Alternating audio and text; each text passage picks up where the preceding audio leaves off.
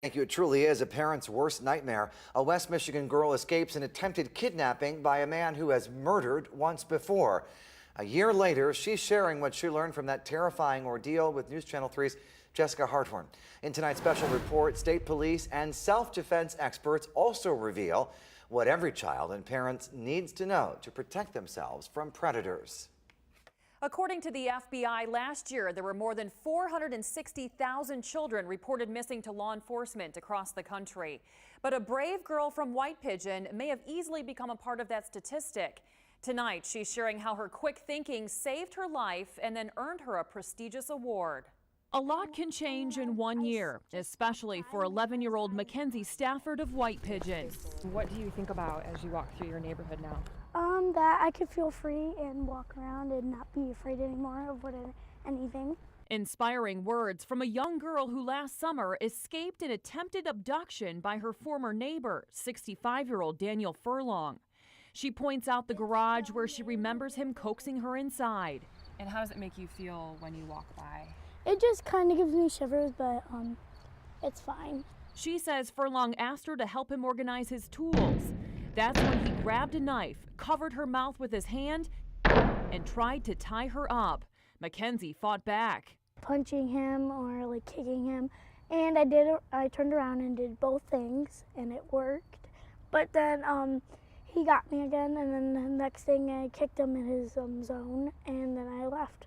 And I left my bike there, so. And I remembered that you screamed very loud. What were you saying? I was like, someone please help me. This guy is trying to murder me. Mackenzie's quick thinking not only saved her life, but landed Furlong in prison. His DNA was linked to the 2007 murder of 11-year-old Jody Perrick in Constantine. I don't have to be afraid now because he's gone. According to the National Center for Missing and Exploited Children, there are 92 children missing in Michigan right now. That includes Brittany Beers, who went missing in 1997 from Sturgis, and Stephen Kraft, who disappeared from Benton Harbor in 2001. In Michigan last year, state police tell us there were 5 non-family abductions, and so far 4 cases this year. Investigators say the suspects are mostly men, and the motive is almost always sexual. They can look like anybody that you would see that you come in contact with in the grocery store. And police say their method of first contact is often made through technology. They'll groom them through these website apps, meaning they will gain their trust by talking to them on their level. A child doesn't have a lot of life experience. They're generally trusting of adults, which makes them an easy target.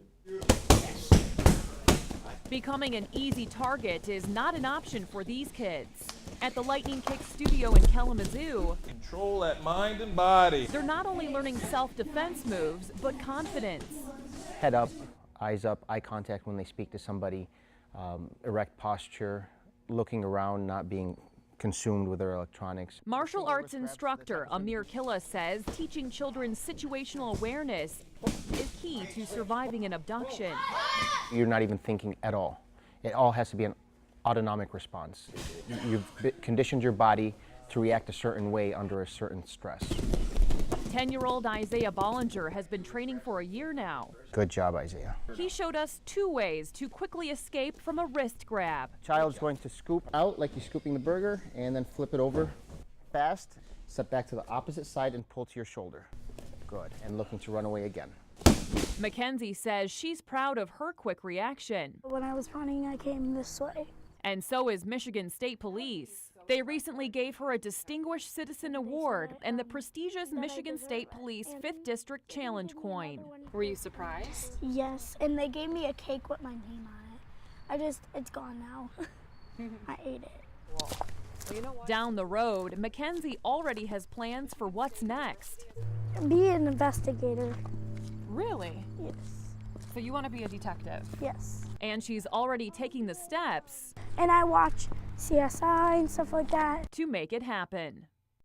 State police say preventing a child abduction starts at home. Parents need to have the stranger danger talk as young as 3. And parents should keep a close eye on their children's devices and know who they're talking to on messenger apps and social media.